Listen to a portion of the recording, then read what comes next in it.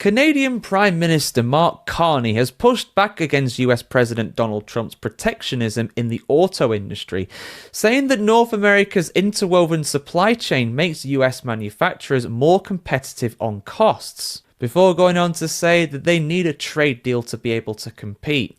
Shots well and truly fired from north of the border, but does he have a point? Is he correct with this? Let's have a look at the full story here, guys, as always. So the Canadian Prime Minister Mark Carney is fresh from a trip to meet with Trump in Washington, D.C., and he told a crowd of business executives on Wednesday evening that the US-Mexico-Canada agreement strengthens the US industry. Carney said, quote, "For America to be fully competitive, to be globally competitive in autos, you need a USMCA. Not everyone shares that view at this time, and so that's a real discussion." End quote. Trump signed the USMCA during his first term after negotiating tougher rules around governing the proportion of North American components that must be included in a vehicle to qualify for tariff-free trade. I think it's like 60%, something like that.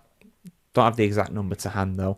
But in the first months of his new term, he imposed duties on foreign-made vehicles, including those assembled in Canada and Mexico. During Carney's visit to the White House on Tuesday, Trump used the industry as an example of natural conflict between the two nations, which have had trade agreements that cover automotive manufacturing since the 1960s. Trump said the following on this, quote, "He wants to make cars, we want to make cars, and we're in competition. And the advantage we have is that we have this massive market," end quote.